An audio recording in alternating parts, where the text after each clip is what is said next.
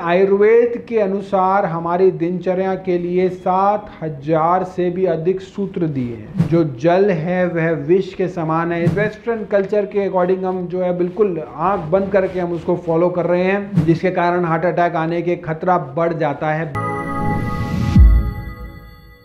100 साल तक स्वस्थ रहकर जीने के अद्भुत आयुर्वेदिक सूत्र वाग्भट ऋषि में अष्टांग हृदय और अष्टांग संग्रह की किताब है। नमस्कार, मैं डॉक्टर पुनीत धवन और आज हम बात करने वाले हैं आयुर्वेद के बारे में। आयुर्वेद जो कि 5000 साल से भी ज़्यादा पुरानी पद्धति है और यह अपने आप में इतनी अद्भुत है कि जो हमारे बहुत ही महान आयुर्वेदाचार्य हुए हैं, उन्होंने जो सूत्र हमें दिए और हमारी भारतीय संस्कृति को इस तरह की पैथी दी जिसमें कि अद्भुत प्रकार की चिकित्सा की जाती है। आयुर्वेद और पैथी से इस तरह अलग है क्योंकि आयुर्वेद कहता है कि आप बीमारी ना पड़े। स्वास्थ्य से स्वास्थ्य रक्षणम मातुरस्य विकार प्रशमनम, यानी कि जो स्वस्थ व्यक्ति है उसके स्वास्थ्य की रक्षा करना आयुर्वेद का प्राइमरी एम बताया। जबकि और सभी पाथी में ये कहा जाता है कि आप बीमार पड़े तो आपको दवाई की ज़रूरत पड़े तो आप ट्रीटमेंट के लिए आते हैं, लेकिन यहाँ पे आप अगर ये फॉलो करते हैं तो आप बीमार ही नहीं पड़ते हैं। तो बात करते हैं आज आयुर्वेद के उन अनमोल सूत्रों के बारे में। उनको अगर हम ढंग से अपने जीवन में पालन करें तो हमारे आज के टाइम में भी हम बहुत हद तक स्वस्थ रह सकते हैं, दीर्घायु हो सकते हैं, आयु बहुत लंबी हो सकती है। आज से 5000 से भी ज़्यादा साल पुराने लोग शतायु 100 वर्ष की आयु प्लस हुआ करते थे। उन्हीं शब्दों के बारे में बात करेंगे। जापान में आज भी लोगों की एवरेज एज 100 साल के आसपास रहती है। तो हमारे देश में ऐसा क्यों हुआ कि हमारी भारतीय लोगों की एज सिमट कर 60-65 के आसपास ही रह गई? इसका कारण यह है कि हम अपनी मूल संस्कृति और जो आयुर्वेद की पद्धति थी उसको, जो भी सूत्र थे उसके अंदर, वो सब हम भूलते जा रहे हैं और हमारी दिनचर्या बिल्कुल ही बदल गई है, खराब हो चुकी है। वेस्टर्न कल्चर के अकॉर्डिंग हम जो है बिल्कुल आंख बंद करके हम उसको फॉलो कर रहे हैं। तो आज मैं इस वीडियो के जरिए आप लोगों को आयुर्वेद के शुरुआत, जो कि अप्रॉक्सीमेटली कुछ सूत्रों के अनुसार 5000 साल पहले से हुई थी, उसके बारे में बताऊंगा।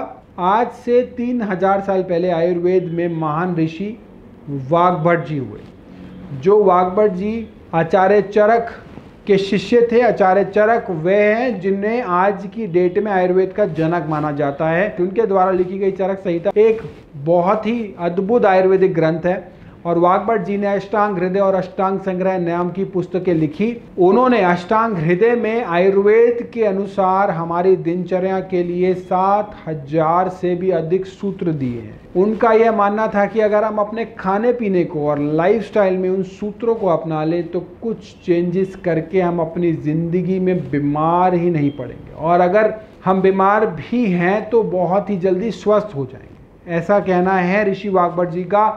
और ऋषि वाग्भट जी खुद जो थे वो 135 साल तक की आयु तक जीवित रहे थे, क्योंकि उन्होंने इन सभी नियमों को अपने जीवन में पालन किया था और उन्होंने बहुत ही स्वस्थ जीवन बिताया और अपनी इच्छा मृत्यु को प्राप्त। उनका कहना है कि अगर आप अपने शरीर को जान लें और अपने भोजन को पहचान लें तो आप बीमार कभी नहीं पड़ेंगे, और अगर बीमार हैं भी सही तो आप स्वस्थ हो जाएंगे, बहुत ही जल्द स्वास्थ्य लाभ लेंगे। तो बिना देर किए आज हम सूत्रों के बारे में बात करेंगे। सबसे पहला सूत्र है कि बहुत से लोग जानते भी हैं और बहुत से लोग ना जानने के कारण उसको उल्टा पुल्टा भी कर रहे हैं। पहला सूत्र है भोजन अंते विषम वारी, यानी कि भोजन के अंत में जो जल है वह विष के समान है। इसका मतलब है खाने के बाद कभी भी पानी नहीं पीना चाहिए, क्योंकि हमारे पेट के अंदर एपिगैस्ट्रियम की डाइजेस्टिव फायर जो कि खाने को डाइजेस्ट करती है उसको हम पानी पीकर बुझा देते हैं, जिसके कारण वो खाने की जो पकना होता है, जो पचना होता है,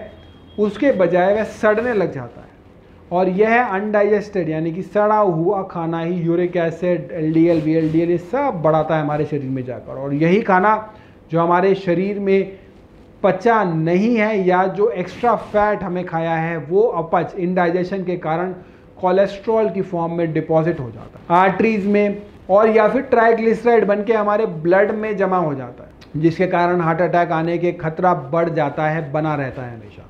खाने के बीच में भी अगर पानी पीने की ज़रूरत लगे तो आप गुनगुना पानी पीजिए, क्योंकि वह नुकसानदायक नहीं है और वह खाने को पेस्ट बनाने में भी थोड़ा आसानी पैदा करता है, क्योंकि गुनगुना पानी और खाने के बीच में जो है वो पेस्ट बन जाती है, डाइजेशन यानी कि इंटेस्टाइन को मेहनत कम करनी पड़ती है। लेकिन खाने के बाद पानी बिल्कुल नहीं पीना है, और बीच में अगर आप एक आधा सिप लेना चाहें डाइजेशन के लिए, अगर कई बार खाना अटक जाए तो बात अलग है, पानी ज़रूर पीना है उस समय, लेकिन अगर बीच में पानी लेते हैं तो आप ज़रूर ले सकते हैं। वैसे आपको पानी खाने के 40 से 45 मिनट्स के बाद ही पीना है। दिन भर में पानी और पीने की चीज़ें को किस तरीके से लेना है उसके बारे में बताया गया है कि अगर आपको सुबह कुछ पीना है तो आप जूस पी सकते हैं, और अगर आपको दोपहर को कुछ पीना है तो आप दही या दही की छाछ पी सकते हैं, और अगर रात को आपको कुछ पीने की इच्छा है या अगर आपकी आदत है तो आप थोड़ा सा दूध ले सकते हैं